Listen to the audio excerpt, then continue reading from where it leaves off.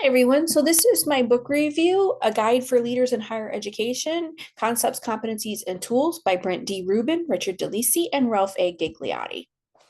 So, why did I choose this book? Well, I was looking for a very specific type of book. I was looking for a book that would provide me with tools and useful things that I could use in my leadership job every day. And on the whole, I have to say this book delivered what I was looking for. So the book is split into three parts. Part one is your challenges and opportunities. This is your section on what are the challenges that leadership in higher education is facing right now.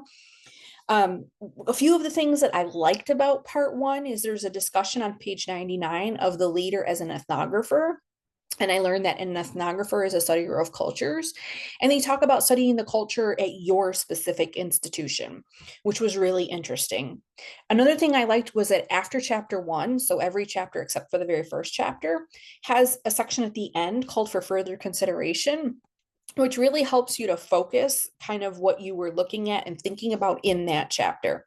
And there were some limited strategies that I found useful that I could apply to my day-to-day leadership activities.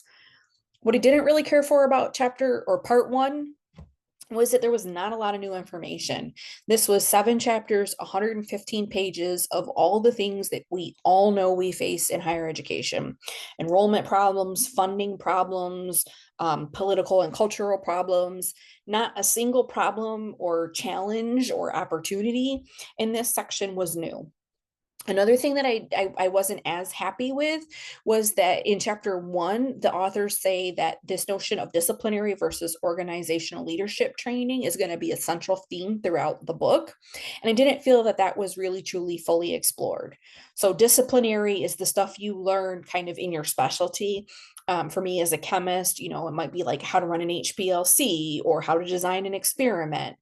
Wonderful things to learn and know, but not necessarily useful in my leadership in higher education.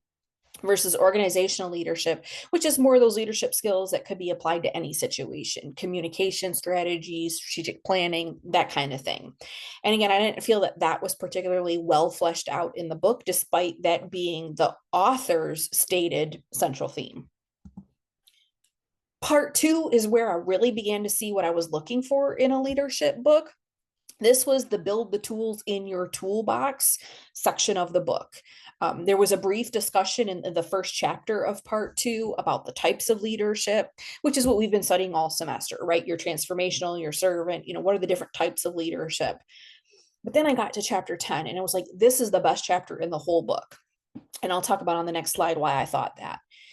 Then I read chapter 11 and I was like, no, this is the best chapter in the entire book. And we'll talk about that too. And then I read chapter 12 and I was like, whoa, this is the best chapter in the entire book. So hopefully you can see where I'm going with this. Part two, exactly what I was looking for in a leadership book. So, chapter 10 is all about leadership and communication.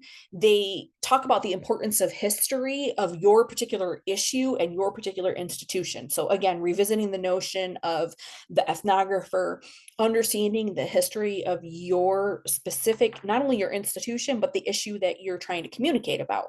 Who are the stakeholders? Who has a vested interest in things staying the same? Who has a vested interest in things changing, right? Just kind of understanding how all those pieces fit together before you start talking about the issue and communicating.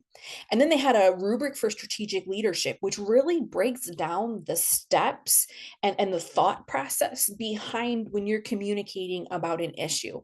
And one of the things that they come back to again and again in this book is that at the end of these types of processes, the notion of debriefing.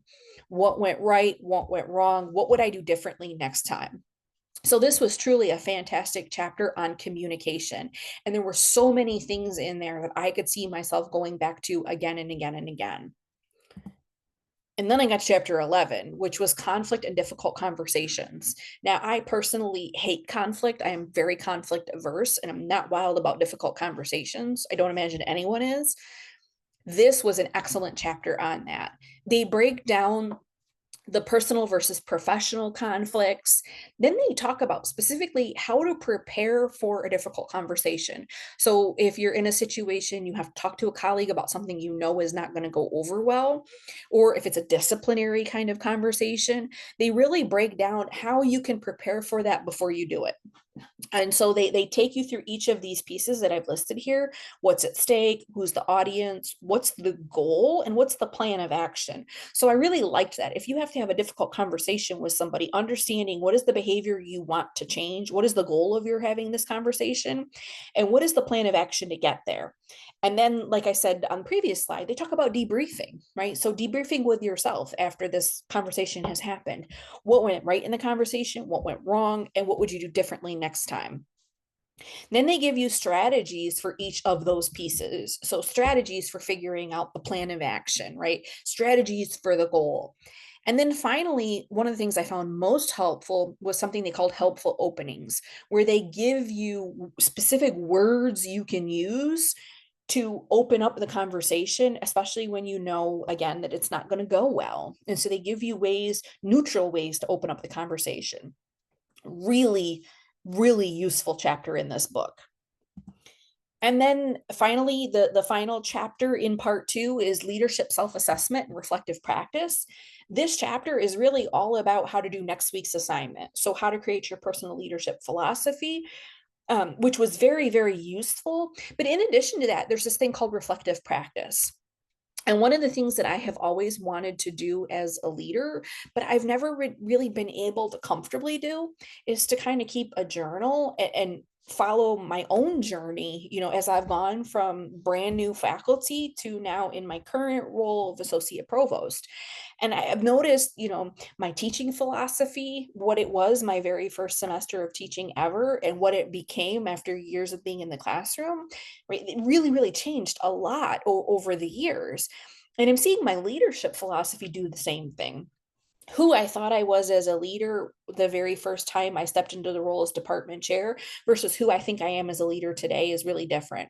And I would love to have had journal entries to kind of chronicle that and be able to look back and see who I was versus who I am. But I've never been able to do that in a way that felt meaningful.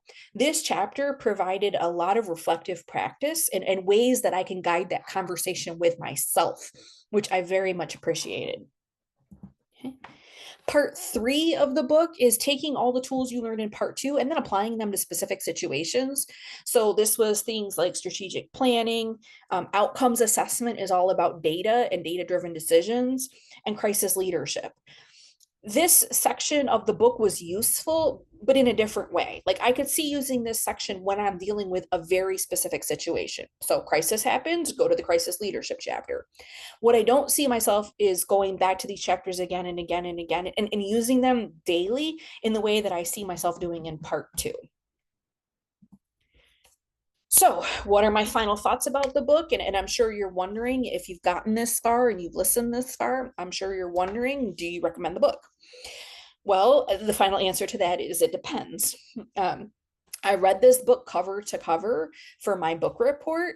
And I remember somewhere about 2/3 of the way through the book, I remember thinking that it was an awful lot like eating broccoli for dinner, nutritious and filling, but not necessarily what I would call enjoyable. I'd much rather be eating macaroni and cheese than broccoli. So if you're looking for a book with some really useful things you can do day to day, yes, absolutely. This is the book for you. It's a lot like a textbook. It's very dense, packed with useful information, not a single superfluous sentence in the entire book. But it is not the kind of book you're going to curl up on the couch with on a rainy day and read cover to cover with a cup of hot chocolate, right? So if that's what you're looking for, if you're looking for something like the Kouzes and Posner book, well, if that's the case, I would suggest maybe a book by Brene Brown, but I would not suggest this for that. This is extremely useful. This will be on my desk and on my bookshelf for the rest of my career. But again, it's more reference manual or textbook. I'm going to use it when I'm looking up something specific. It's not something I see myself ever reading cover to cover again. So I hope that this was helpful. It really was a great book. And as I said, there's a lot of things in here I'm going to use probably frequently. I would recommend it 100% to anybody trying to figure out, how do I be a leader every day? And thank you so much for listening.